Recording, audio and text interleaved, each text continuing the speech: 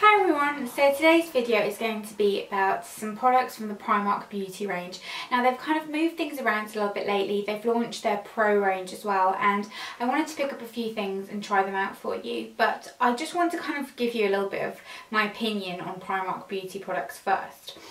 First of all, I do think the colour range is a little bit hit and miss for a lot of the things. They choose kind of strange colours with a lot of their products. And the second thing is that the stand is always very, very difficult to navigate. It's always filthy. In every Primark store I've been in, there's makeup everywhere, people open things, they don't have testers. It's not the most pleasant buying experience, but the prices are pretty decent and some products are really, really good. So I'm going to start with the products that I do like first. And the first one are their false nails, which is really random. I'm not really a kind of false nail type of person, but I tried some recently because I kept seeing people talking about them, and they're £1 and they are really, really nice. I'm wearing these ones right now, which are matte. I do think that the beds of the nails are a little bit big for my nails, but that's because I've got particularly small nail beds. They're literally like children's nails, mine, so it looks really funny. But these are what they look like. They're matte. You get 36 and they come with adhesive. They last really well. They didn't damage my nails really badly when I took them off. The glue was kind of easy to take off with just some kind of soap and warm water. Really, really recommend these. For £1, these are amazing. Some of the best ones on the market, I think. And they do lots of different shapes as well. You can have them really long, you can have them a bit square, you can have them kind of the oval shape, which is nice as well. I really, really like those. So that's really good. Then another product that I really, really like from the range is this. And it is their eyeshadow crayon, and it's in the colour Golden Rust. Looks like this, and this is actually what I'm wearing on my eyes today. I've got it all over my lid, kind of smudged out, and then under my eye as well. And it's really, really good. It just is a kind of chunky crayon, very soft, doesn't crease, nice colour payoff.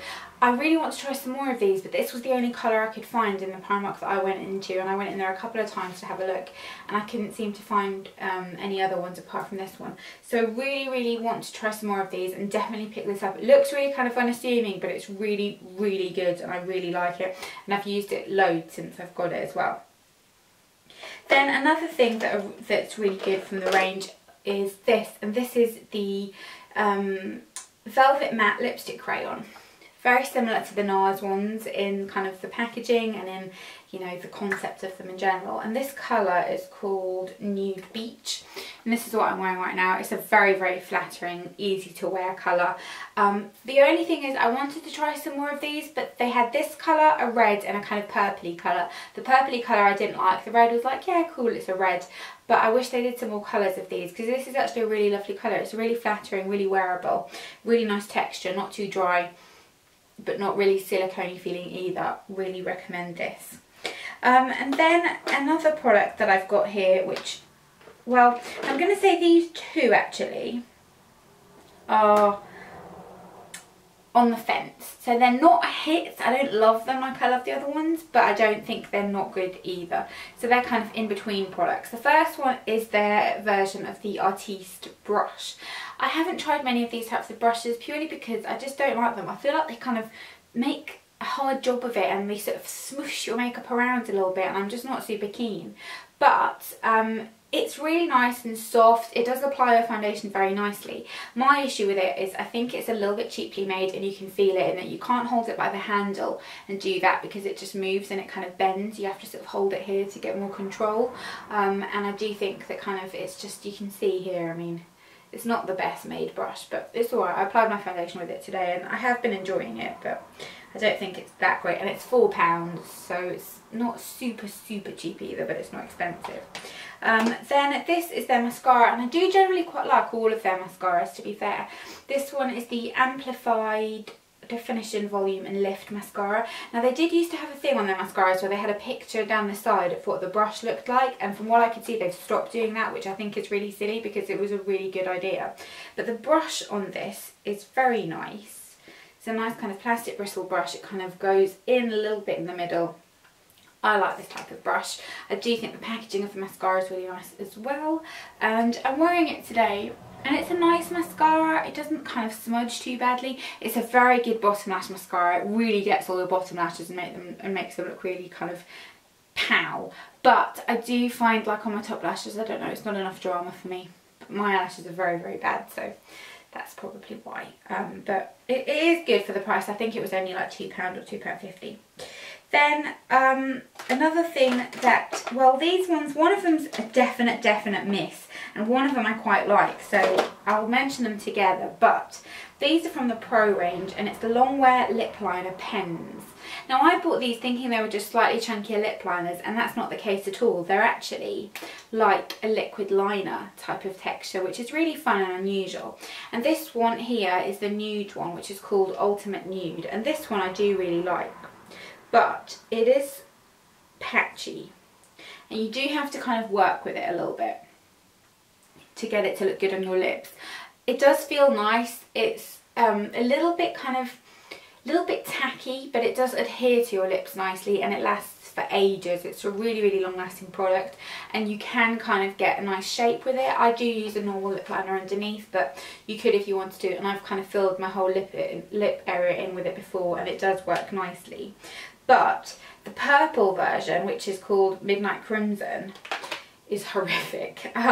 This is so patchy, you can't get it to look even on your lips no matter what you do. You can kind of see that it's patchy here as well. It just doesn't look nice. It goes really weird, and you kind of get gaps in the colour in your lips. I Instagrammed a picture of me wearing it as well, if you follow me on Instagram, so you could see, and it just really didn't work for me. I didn't like it at all. So much so that I had to take it off and go and put something else on, and I don't tend to do that. If I'm testing something, I'm like, okay, this is what I'm testing today, and I'll go along with it. I couldn't with this, it really wasn't nice. And then another product that, again, it was a bit like that, was this, and it's the Pro Kiss Kiss-Proof Liquid Matte Lipstick. Ultra long lasting, no transfer film, vitamin E, in the shade Rouge and Danger. This is not good.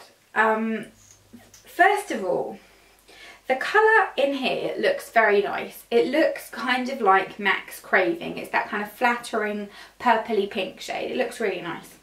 But no. When it's applied, it's a completely different colour. Like, it is so dark when it's applied.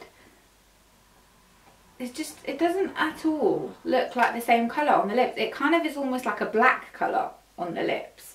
And it just felt so unbelievably dry. It's very opaque, which is a good thing, but you can't make any mistakes when you're doing the shape of your lips with this, because it's really difficult to get off.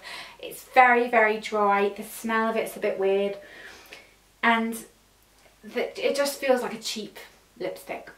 You know, like the MUA lipsticks that are £1, and you can just feel that they're cheap, that they're very kind of thin, and it's not good. It just really does feel like a cheap product, and it is, you know, but like the Velvet Matte Lip Crown doesn't. This really does. I don't think they did the liquid lipsticks very well at all. I did try a few of the other colours as well from this range, and none of them were very good. And then last but not least is this, and I was actually really excited by this, and it's the Complete Face Palette in Nude, and it's 7 shades for your face, eyes and lips, and it's £6. The packaging's really nice. You get kind of like a detailed list of what's in here on here.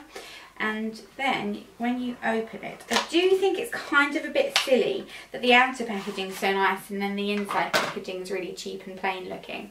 I think, like, no one keeps the outer part. They should have just done it like that. But you get in here, let me show you. So a bronzer, which they call a contour, but it's shimmery and it's a bit too warm for my liking to be a contour colour. But a bronzer slash contour, a highlighter, a matte lip colour, a blush, and then 3 eyeshadows. Very nice colour selection.